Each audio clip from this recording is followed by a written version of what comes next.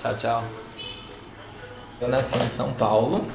Quando eu completei uns 10 anos, meus pais se mudaram para Minas Gerais. E aí que começou uma etapa mais complicada na minha vida. A cidade do interior, fase adolescente chegando, descoberta da sexualidade. Eu não tinha muitos amigos. Minha vida até uns 17 anos se deu em redes sociais, internet, enfim. Foi aí também que eu comecei a criar uma página no Facebook que se chama Menino Gay, para falar mais sobre quem o Matheus realmente é.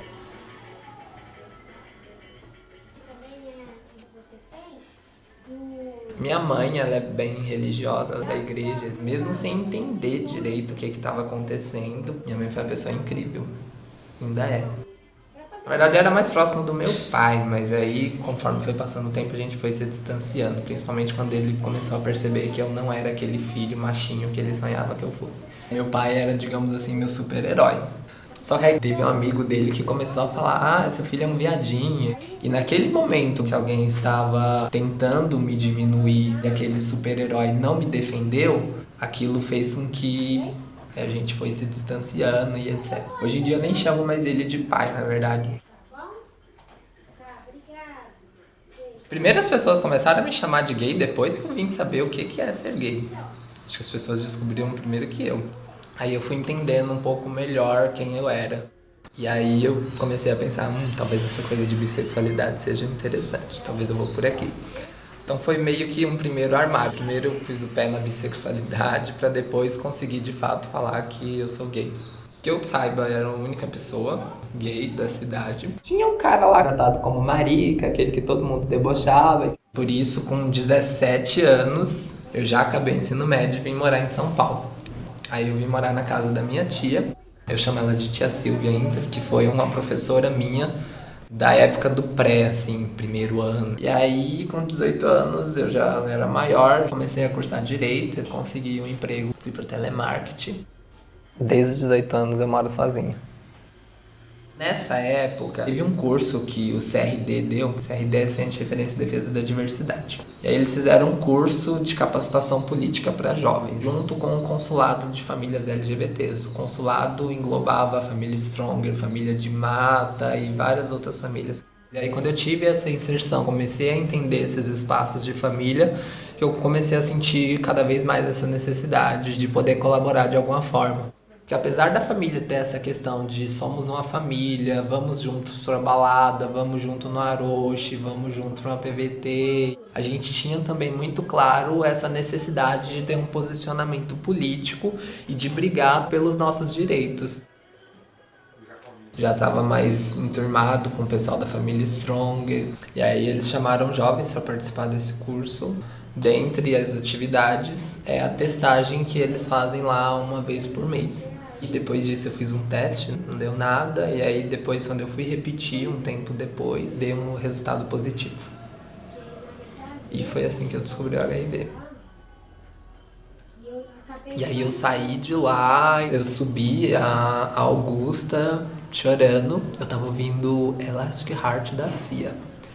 E aí foi o momento que eu desabei, que eu chorei, que eu pus pra fora todo aquele peso que eu tava sentindo naquele momento, e foi ali que eu comecei a me reorganizar para os meus pensamentos, para pensar como vai ser daqui pra frente.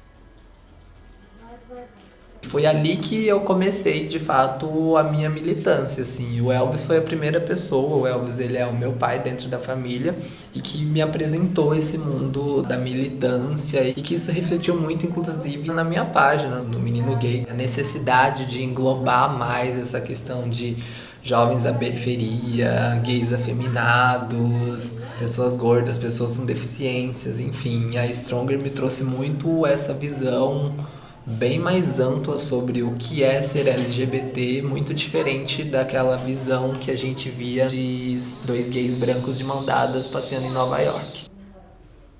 Hoje em dia o mundo LGBT tem vários empecilhos. Falar especificamente do mundo gay, que é o que eu faço parte, começa, é ativo ou passivo? É alto, é baixo, é magro, é gordo. E aí o HIV foi só mais um patamar assim pra dentro de 1 milhão de caixinhas que já existem. E aí eu me vi de novo dentro de um novo armário. Um armário que eu já tinha quebrado da questão de ser gay há um tempo atrás. E aí agora eu estava de novo dentro de um armário. Eu não ia ficar de novo dentro de um armário. Aí a minha mãe falou pro pessoal da minha família, meio que me tiraram do armário de novo. E aquela comoção e o pessoal chorando, parentes perguntando se eu tinha feito suruba. Aquela ideia de que você era o promíscuo que tava trepando com a Augusta inteira.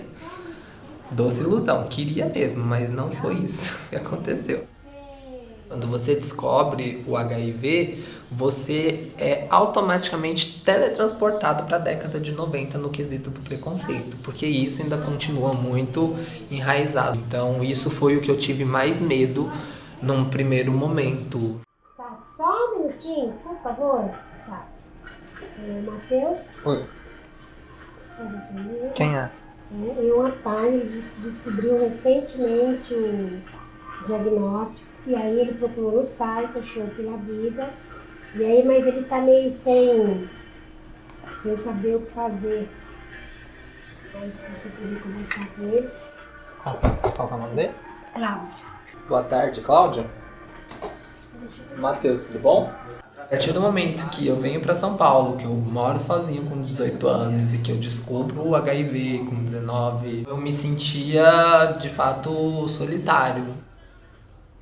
Quando eu conheço a família Stronger e começo a me integrar mais, começo a me sentir parte de algo, começo a me sentir pertencente de uma luta, foi aí que eu comecei a ter mais essa visão social, assim, e a necessidade de lutar mesmo pelos nossos direitos. Família vai muito além de laços sanguíneos, porque o Elvis eu chamo de pai não sendo meu pai biológico, a minha tia Silvia não temos nenhuma relação sanguínea, então eu comecei a perceber que família vai muito além daquilo que o nosso sangue diz. Outro, tchau, tchau.